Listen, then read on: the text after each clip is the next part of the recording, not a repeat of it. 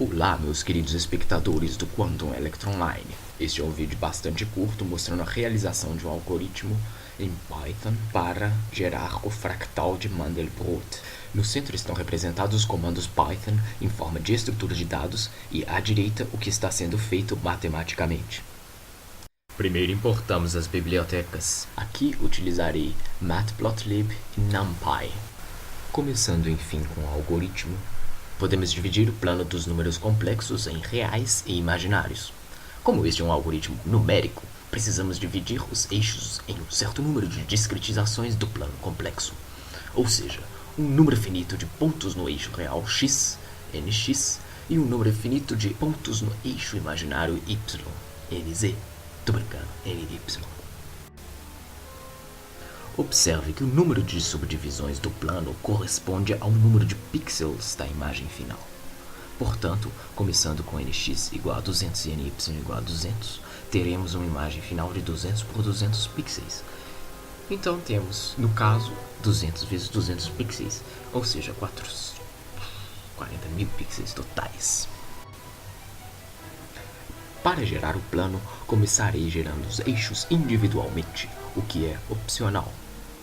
ZR será o eixo real, com nx valores linearmente distribuídos, começando em -2 e seguindo até mais meio. ZI será um eixo imaginário. Imagine um eixo imaginário. Meio difícil, ou muito fácil.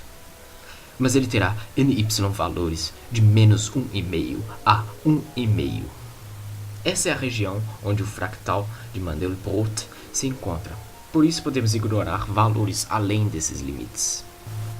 Como vocês veem, a estrutura de dados é um arranjo de uma dimensão com 200 valores linearmente distribuídos gerados pela função lenSpice. Matematicamente estamos falando de eixos lineares que servirão de domínio para o conjunto de Mandelbrot. É como o domínio de uma função, mas aqui estamos falando de conjunto de pontos no plano complexo. Agora geraremos o plano domínio, que chamarei de Z. Ele será iniciado com nx por ny zeros. E precisamos definir seu data type, tipo de dados, como complexo. Agora que já temos a matriz Z, podemos fazer dois laços, um para x, outro para y, para associar os valores dos eixos.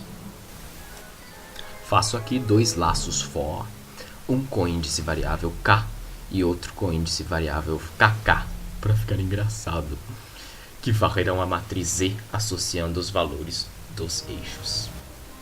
Percorreremos cada posição da matriz Z associando valores do eixo ZR e do eixo ZI às suas devidas posições. Observe que isso é equivalente a criar o plano domínio matematicamente. O termo 1j que aparece é um número imaginário, a raiz quadrada de -1. Em Python, escreve-se simplesmente 1j. De posse do plano complexo, podemos agora definir uma função iterativa. Dados um número complexo C e um máximo número de iterações n e t como entrada, a função iterate verifica se o número complexo C, em algum lugar do plano complexo, pertence ao conjunto de Mandelbrot. Idealmente, n e t é infinito, mas, tratando-se de um algoritmo numérico iterativo, precisamos definir um n e t máximo. Para isso, podemos criar a variável n e t de tal forma que possamos alterá-la facilmente depois. A fórmula do conjunto de Mandelbrot consiste em iterar a fórmula z índice n mais 1 igual a z índice n ao quadrado mais c, partindo de z igual a 0. Dentro da função iterate, troquei z por out, para lembrar que esse é o valor de saída da função. Computando out igual a out ao quadrado mais c nit vezes, já é o que queremos. Mas se conseguirmos detectar a divergência antes de chegar a NT, aumentamos a eficiência do algoritmo. E podemos fazer isso checando se a saída é maior que 2. Caso positivo, podemos retornar o valor 2 para aquele valor C de entrada, confirmando divergência naquele ponto. Agora, podemos criar um segundo plano para traçar o fractal. Para isso, criarei uma variável zMandel que começará com uma matriz de zeros. Ela tem as mesmas dimensões da matriz Z criada anteriormente. A única diferença é que o tipo de dados agora é real e não complexo, embora ela ainda mapeie o plano complexo. Finalmente, a função que pôs o nome de iterate vai poder entrar em ação, mas ela serve para um ponto dentro do plano complexo apenas. Portanto, é necessário varrer novamente todas as posições da matriz para calcular para todos os pontos, pixel a pixel. Novamente, 2 laços for são criados.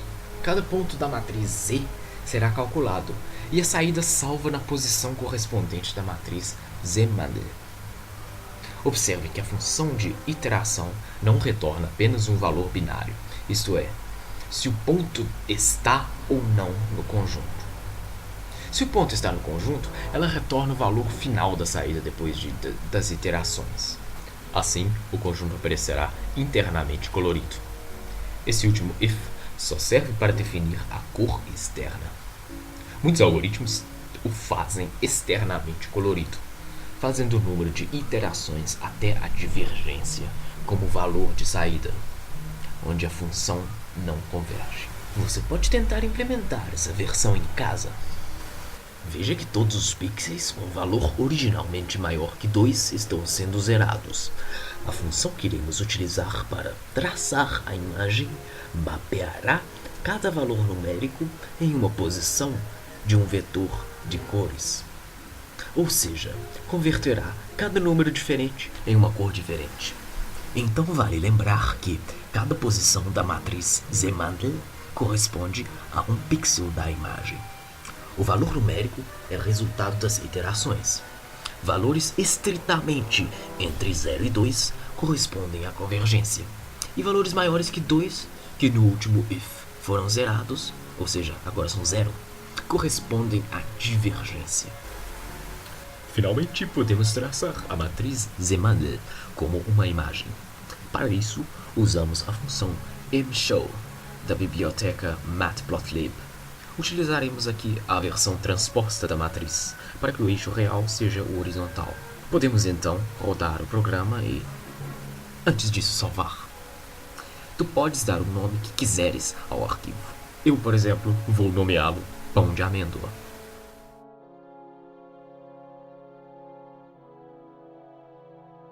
Ops, já tem um arquivo com esse nome. Só substituir. Aí está o nosso fractal com 200 por 200 pixels e 10 iterações máximas. Podemos tentar, por exemplo, aumentar aqui o número de pixels da imagem.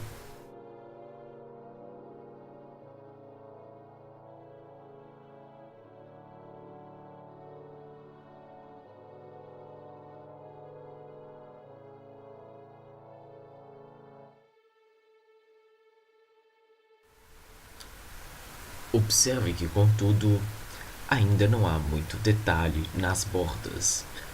Vamos analisar o efeito do número máximo de iterações. Colocamos aqui um máximo de 5 iterações e vejam o que temos. Cantos bem arredondados, ainda menos detalhes nas fronteiras.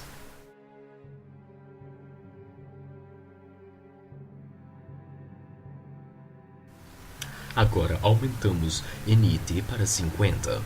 Com isso, há mais chances de pontos que ainda não haviam divergirem.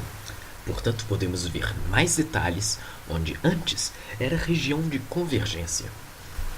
Alguns pontos jamais irão divergir, enquanto outros podem precisar de 5, 10, 50, 1 bilhão ou Google iterações para divergir.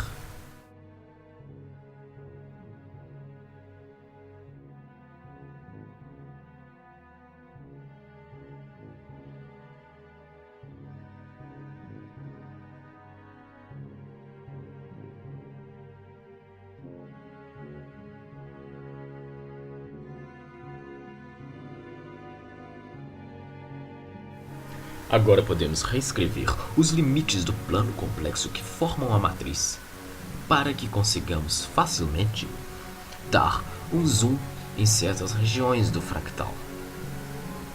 Como a função mshell exibe a imagem com índices dos pixels nos eixos, podemos escrever os limites em função desses índices. Assim, podemos dar um zoom na imagem e pegar os novos limites exibidos em termos de pixels para ampliarmos a área da região.